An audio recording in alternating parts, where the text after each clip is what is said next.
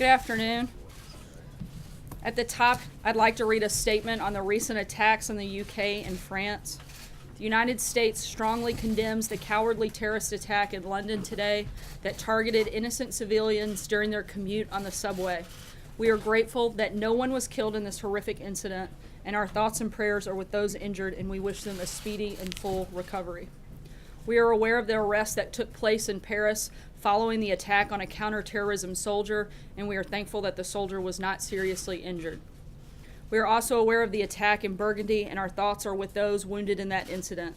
France is our oldest and one of our closest allies, and we will certainly provide any support to their investigations that they request. Looking ahead to the next week, the President and key members of his foreign policy team will be in New York City for the United Nations General Assembly.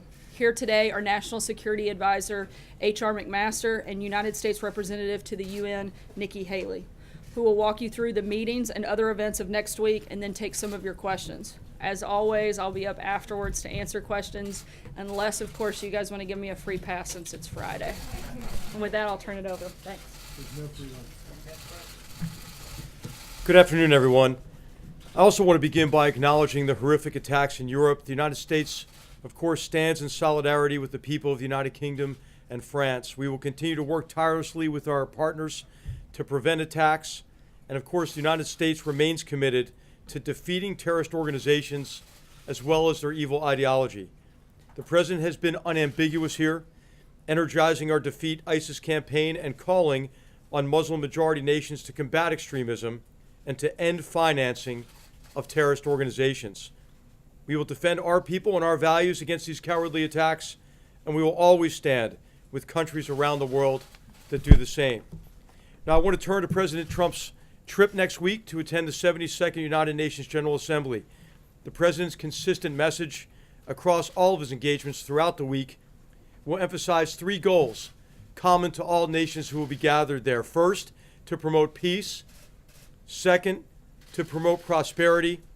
And third, to uphold sovereignty and accountability.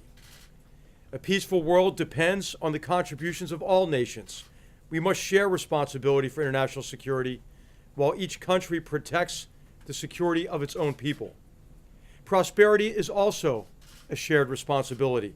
The President looks forward to furthering economic cooperation, investment opportunities, and new business ties with other governments and businesses across the world. As always, this administration's ironclad commitment to free, fair, and reciprocal trade and access to markets will be the bedrock of our economic talks. Sovereignty and accountability are the essential foundations of peace and prosperity. America respects the sovereignty of other countries, expects other nations to do the same, and urges all governments to be accountable to their citizens. That accountability is broken down in places such as Venezuela and Syria. And we also see today revisionist powers who are threatening the sovereignty in the greater Middle East, Eastern and Southern Europe, and in East Asia. Now let me quickly run through the President's schedule. On Monday, the President will join senior UN leadership and the leaders of more than 120 other nations to discuss reforming the institution. The President will express support for Secretary General Guterres' reform efforts. The United Nations, of course, holds tremendous potential to realize its founding ideals, but only if it's run more efficiently and effectively. That day, the President will also meet with the leaders of France and Israel, two of America's closest allies. While their conversations will be wide-ranging, we expect that Iran's destabilizing behavior, including its violation of the sovereignty of nations across the Middle East, to be a major focus. Monday evening, the President will host a working dinner with Latin American leaders. He's looking forward to discussing the crisis in Venezuela, as well as our increasingly strong economic ties, shared goals for elevating the prosperity of our peoples, and the extraordinary success of like-minded Latin American nations in recent decades. The President's Tuesday morning speech to the General Assembly will emphasize the need for states to promote peace and prosperity while upholding sovereignty and accountability. as indispensable foundations of international order. He will urge all states to come together to address grave dangers that threaten us all. If nations meet these challenges, immense opportunity lies before us. Later that day, the President will have lunch with UN Secretary General Antonio Guterres, meet with this year's General Assembly President, Mr. Miroslav Lajčák of Slovakia, and meet with the Emir of Qatar. In the evening, he will host a traditional diplomatic reception. On Wednesday, the President will meet with the leaders of Jordan, the Palestinian Authority, the United Kingdom, and Egypt. He will host a working luncheon with African leaders to discuss how the United States can help African nations develop their economies, address urgent challenges, and strengthen security relationships and economic relationships between our nations. Finally, on Thursday, the President will meet with the leaders of Turkey, Afghanistan, and Ukraine. The latter two countries in particular have suffered direct and persistent attacks on their sovereignty in recent years. He will also host a lunch with the leaders of South Korea and Japan. As Kim Jong-un's most recent missile launch demonstrates, North Korea remains one of the world's most urgent and dangerous security problems. It is vital that all nations work together to do our utmost to solve that problem. With that, I'll turn it over to Ambassador Haley. Thank you very much. And I will tell you that next week is not going to be short on topics. I think, first of all, we can all say it is a new day at the UN. The UN has shifted over the past several months. It's not just about talking, it's about action. The members are starting to get used to act, whether it's Security Council resolutions, whether it's with UN reform, whether it's with peacekeeping. We're starting to see a lot of changes at the UN. They are all anxious to see what the U.S. delegation looks like next week.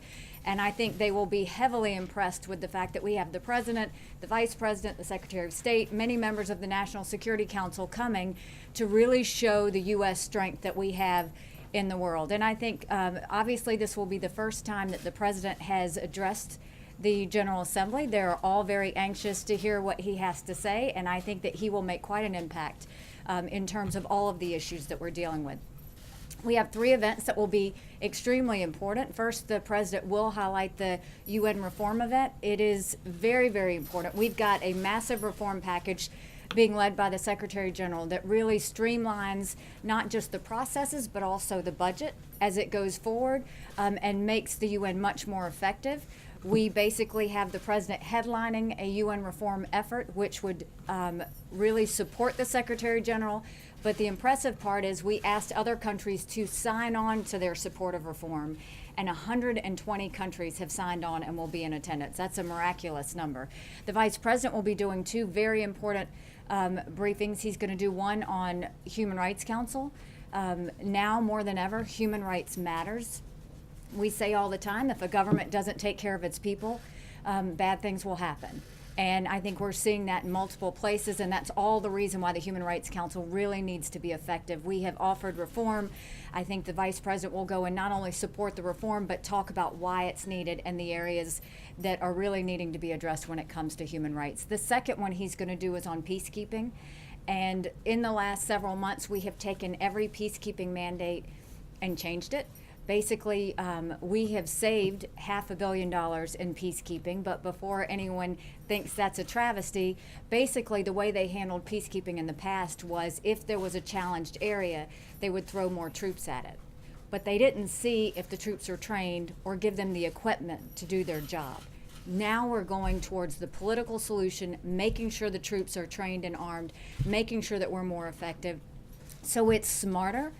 And it cut $500 million, and in some cases we're having to increase, in some cases we're having to decrease. So having the Vice President talk about the importance of the peacekeeping being effective is going to be very important. And then, as I said, there are no shortage of issues with North Korea being front and center.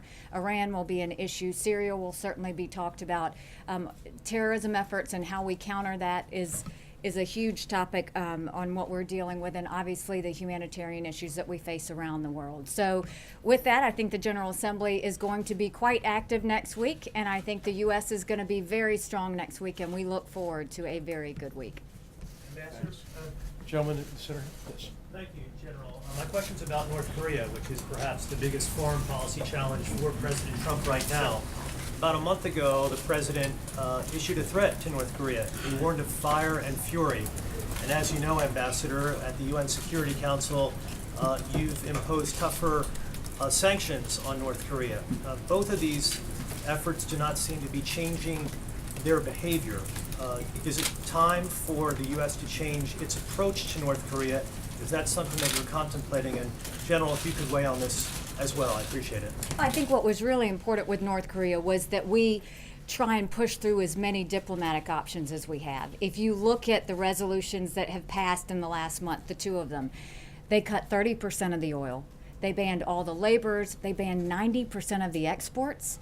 They banned joint ventures. We've basically taken, and in the words of North Korea, we have strangled their economic situation at this point. That's going to take a little bit of time, but it has already started to take effect. What we are seeing is they continue to be provocative, they continue to be reckless, and at that point, there's not a whole lot the Security Council is going to be able to do from here when you've cut 90% of the trade and 30% of the oil. So having said that, I have no problem kicking it to General Mattis because I think he has plenty of options. General, can you weigh in on that too? No, I just emphasize the point that Ambassador Haley made. These sanctions are just now taking effect. What's really important is rigorous enforcement of those sanctions so that we can really let the economic actions and diplomacy progress as best we can. But I think we ought to make clear what's different about this approach is that we're out of time, right? As Ambassador Haley said before, we've been kicking the can down the road and we're out of road.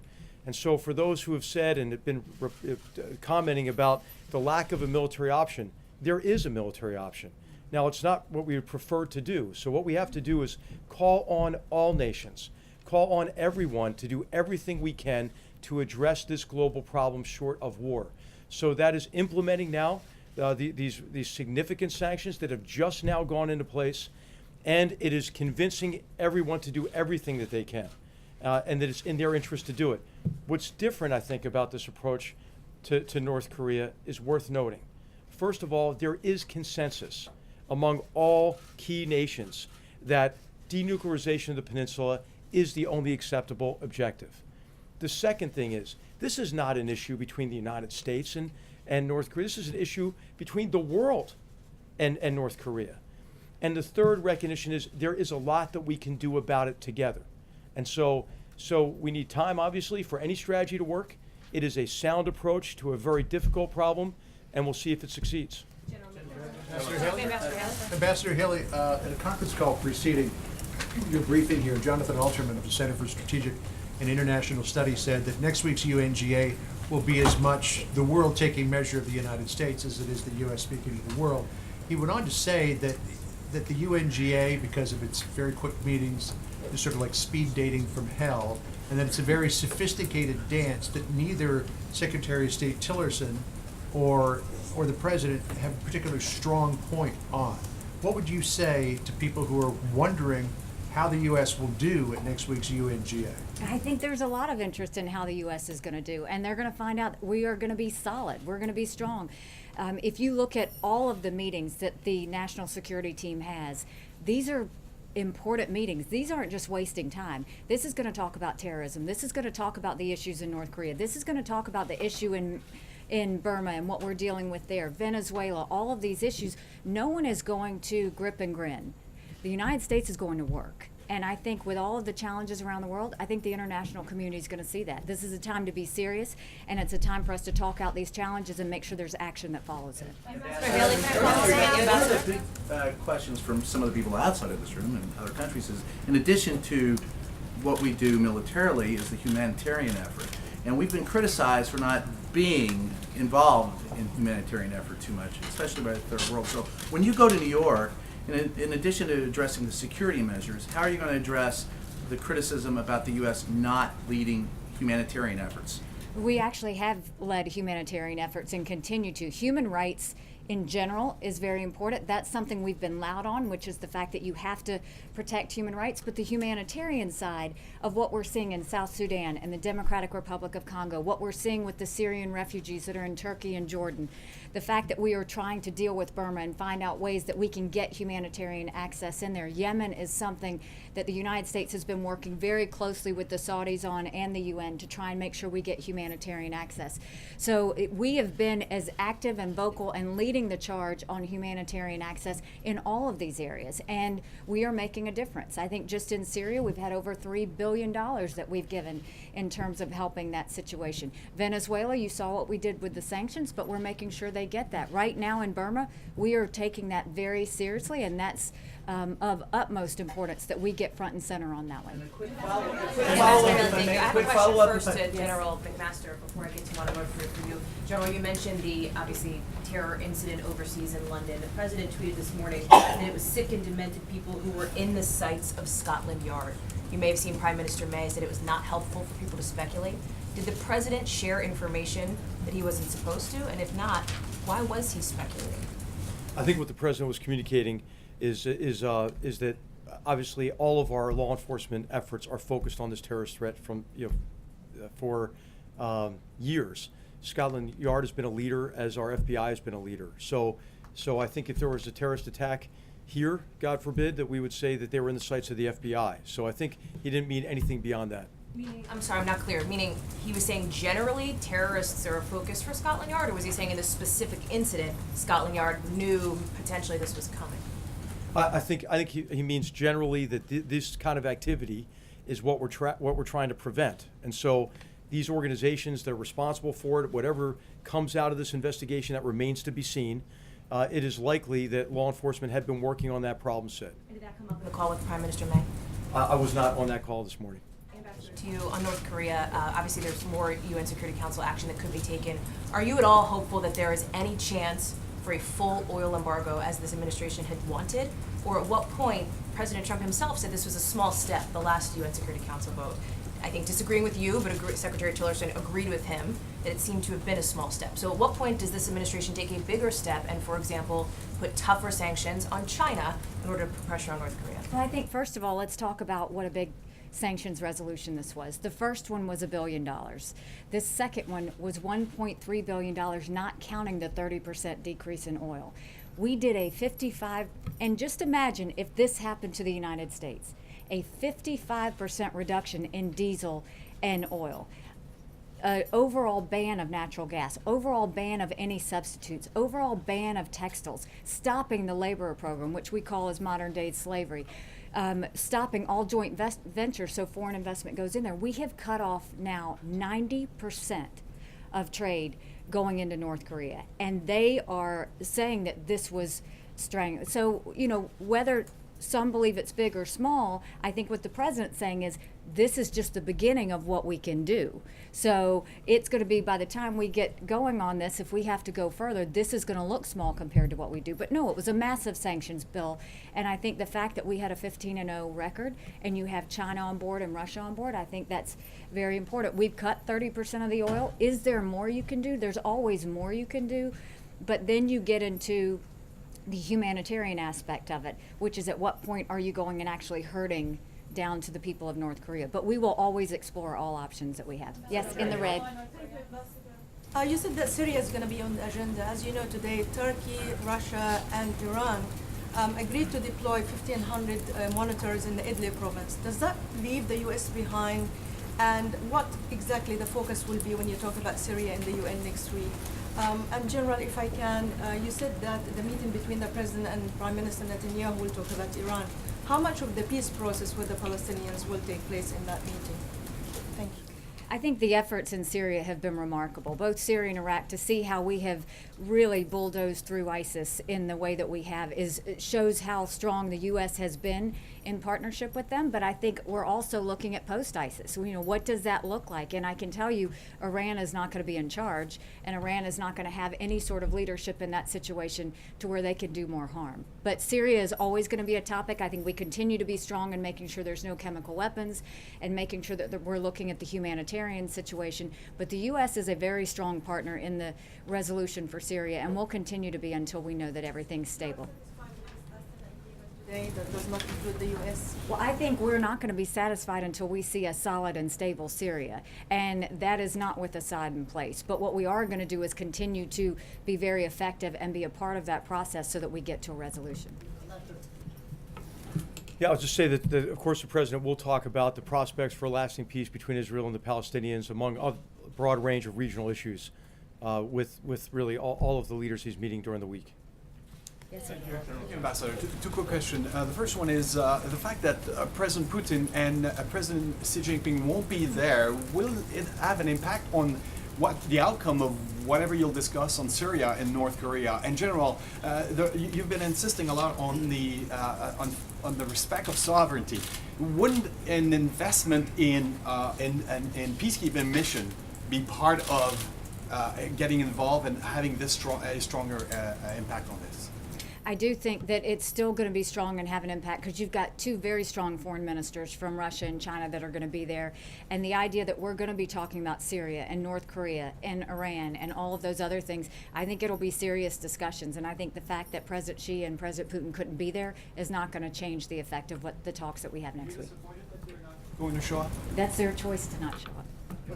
Yeah, I would just add on to say the UN General Assembly is not a substitute for bilateral relationships with any nations. And as you know, the president's been working very closely, especially with President Xi, on this common problem and this world problem of North Korea. So those discussions will continue, and they'll continue in the context of multilateral engagements, but also in context of our bilateral relationship with China. Back in the back.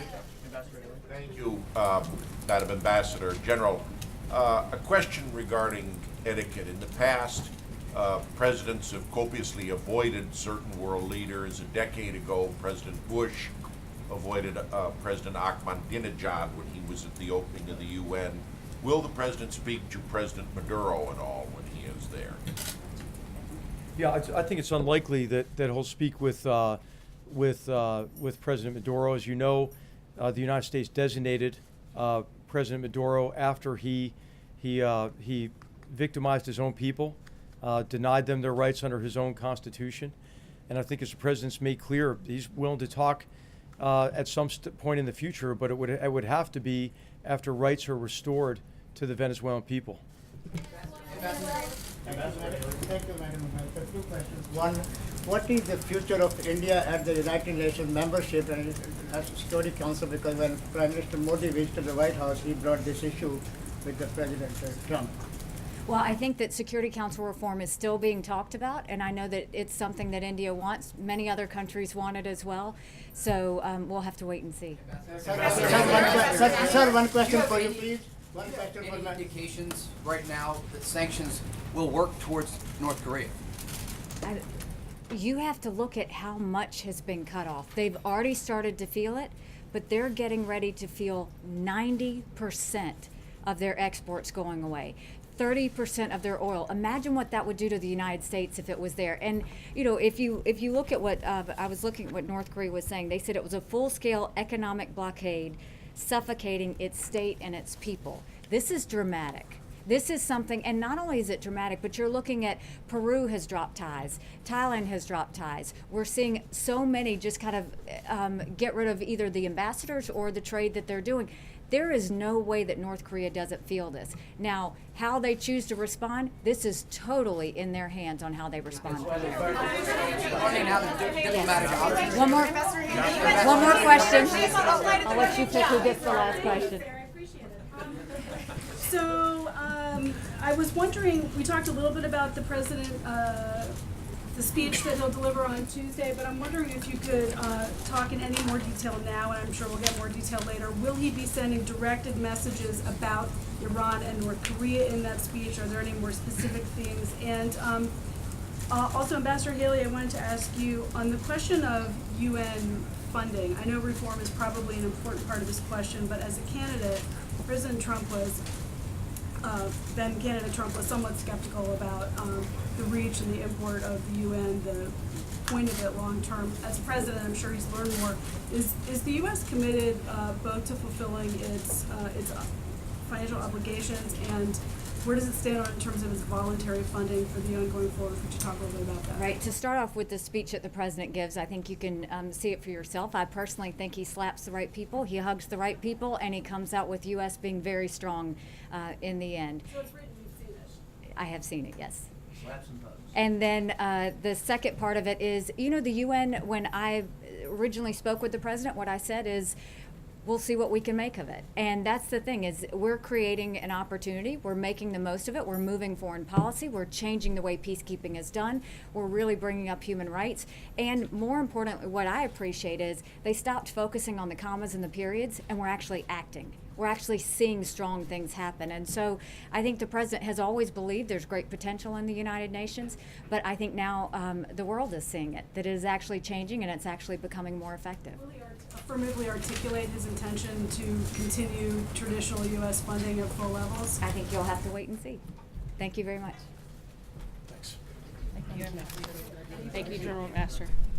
Thank you, Ambassador Haley, General McMaster.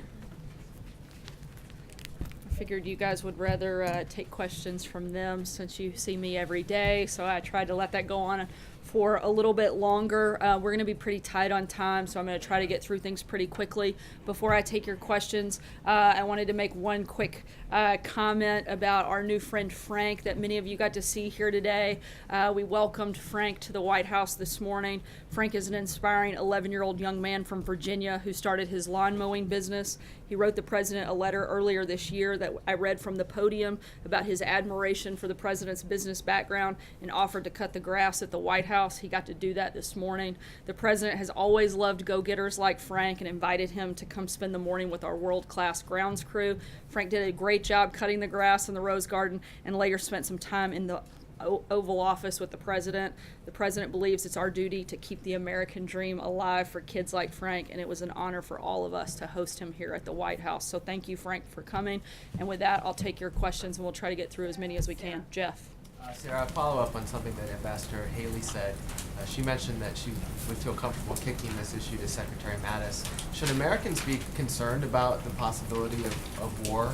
And how much time are you willing to give China to implement the resolutions that the UN Security Council agreed on? As we've said many times before, we're not going to broadcast. I'm not going to lay out a timetable on what that would look like. We're continuing to keep all options on the table. We're going to push forward with the plan right now. And again, as both General McMaster and Ambassador Haley stated, we are working on putting that pressure on North Korea to reach that ultimate goal of denuclearization on the Korean Peninsula. That's what we're focused on. We're going to keep pushing forward on that front. But at the same time, we're going to keep all our options on the table as we do that. What will the president say to the leaders that he meets next week who are eager for talks with North Korea? I know that the president has opposed that.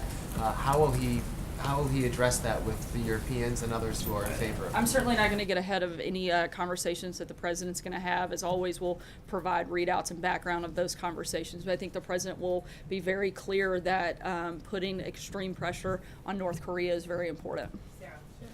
Thank you. The president today tweeted out that he wants to see ESPN apologize for what he called untruths. By him saying that, though, does that mean that he's willing to apologize for birtherism claims that he called on for years? I think the president has made plenty of comments on that front. I think the point is that ESPN has been hypocritical. They should hold anchors to a fair and consistent standard. ESPN suspended a longtime anchor, Linda Cohn, not too long ago for expressing a political viewpoint. The network's public editor has said that there is a perception that ESPN has become political and that has harmed the network. This is clearly a political statement. They should be consistent in whatever guidelines that they have set themselves in that front. John? Couldn't you say the same Guys, thing I'm about sorry, I'm him? going to try to keep moving so I can cover as much ground as possible. John, go ahead. Which is is not Just- true? Do you still stand by your statement of the other day when you said that what Jamel Hill did was a fireable offense? I do, and again, I think that they laid that out themselves by suspending one of their own anchors for political comments. Did you overstep? Go ahead. Back on the president's response to the London attack, is the president aware that the British Prime Minister said that his speculation was not helpful? What was his reaction? I know that the president and the prime minister spoke, and we'll offer a readout on that call later today. I believe it did. I understand it may have come up. The president this morning tweeted that chain migration could not be a part of any immigration bill. What did he mean by that? The president is focused on making sure that in the efforts of these ongoing conversations between both Democrats and Republicans, that we deliver on responsible immigration reform. He wants to help American workers and families. No deal has been final reached on this process. He supports making an agreement on DACA, but that would have to include massive border security and interior enforcements. The president continues to push for those things. He's still 100% committed to the wall, and we're going to be laying out what our specific priorities and principles are in that front over the next 7 to 10 days, and we'll make sure that you guys are all part of that. David? That he laid out, chain migration, this is referring to the idea that people given status in a bill could not then sponsor relatives later for immigration status. Has he drawn a red line on that? As you know, this president doesn't use the term red line, but again, we're going to lay out specific priorities, what that looks like over the next 7 to 10 days, and I'd imagine you'll get more details on that front. It was said several times yesterday by the president and on Air Force One by the one of your deputies that the White House did not support an immigration bill that deals with amnesty. How would you define amnesty, and does a path to citizenship for Dreamers or other undocumented people fall into that category? The president supports the DACA program and supporting making a deal on that, but again, that has to include that massive border security. That could include a path to citizenship. The DACA is deferred deportation, as you know, enshrining that The in the whole, law the just means whole you can still definition says deferred, so I think that takes away the idea of the permanent piece. When the idea of DACA, literally the definition of it is deferred action, So you do, meaning it's so not a permanent process. You do support, so you don't support the path to citizenship. Is that what you're saying? Again, we want to have these conversations. We're going to lay out exactly what those principles look like over the next 7 to 10 days. Right now, our goal, our focus is making sure that that program gets taken care of, with also coupling that with massive border security, interior enforcement, some of the specific things that we'd probably like to see into sanctuary cities, expedited removal, more immigration judges, supporting things like the RAISE Act. Those are things that you'll see us focus on and talk more about in the coming days. Hallie? As I know you're tight on time, number one, the president said today he wanted the travel ban to be larger, tougher, and more specific. As you know, arguments are set to start next month on the travel ban currently in place. Why is he fighting for it if it's in fact too small, not tough enough, and too broad? It's a step in the right direction. The president's travel executive order is motivated by national security, and every step we can take to protecting people in this country, that's a step we're going to take, and we're going to continue to push forward. John Decker? On the second part there on your comments on ESPN, did it give you any pause to make those comments about a private company from the podium here at the White House? I wasn't being talked about a private company, but an individual. John Decker. Thank you, That's Sarah. better? When a deal is ultimately reached, if there is one reached, on the issue of DACA, will it be a deal that's reached between the president as the top Republican, the president along with the Speaker of the House and the Majority Leader in the Senate, and Democrats, or will it be just the president alone? We'd certainly hope that it's a bipartisan bill that has both Republicans and Democrats coming together to really focus on responsible immigration reform. I think there are a lot of people on both sides that want to see this happen. We've had a lot of conversations with both Republicans and Democrats over the past week, and we're going to continue to do that and push forward. Francesca? A question, but a quick clarification on the ESPN matter.